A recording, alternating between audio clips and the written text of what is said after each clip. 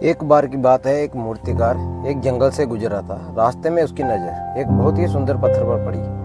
वह उस पत्थर के सामने रुक गया और सोचने लगा, इससे बहुत ही सुंदर मूर्ति बनेगी। ये सोचते हुए उसने अपने थैले से कुछ सामान निकाला। वह अपने हथौड़े और सीनी से उस पत्थर पर वार करने वाला था। अचानक पत्थर से आवाज आई, रुको, मुझे छोड़ दो, तुम्हें आगे रास्ते में दूसरा पत्थर मिल जाएगा। मूर्तिकार बहुत ही दयालु था। उसने बिना कोई सवाल किए अपना सामान उठाया और आगे बढ़ गया।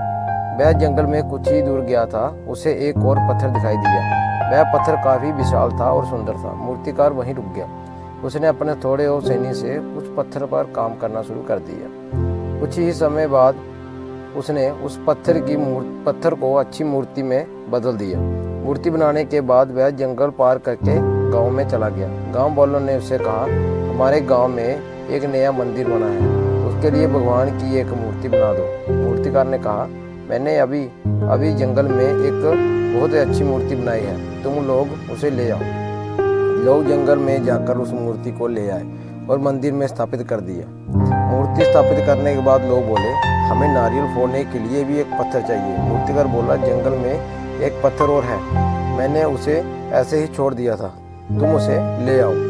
कुछ लोग जाकर उस पत्थर को ले आए। इस बात को ध्यान में समझो, वे दोनों पत्थर जो जंगल में थे वे एक ही समय पर एक ही जगह पर आ गए हैं, लेकिन एक पत्थर की पूजा हो रही है और दूसरे पत्थर पर नारियल फोड़े जा रहे हैं। एक दिन जिस पत्थर पर नारियल फोड़े जा रहे थे वह मूर्ति बने पत्थर से बोला, हम दोनों में क्या फर्क है जिसके कारण तुम्हारी पूजा हो रही है और मुझ पर नारियल फोड़े जा रहे हैं।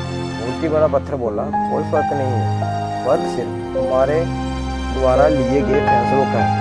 अगर उस दिन तुमने जंगल में मूर्तिकार का पहला बार सहन लिया होता तो आज तुम्हारी मेरी तरह पूजा होगी।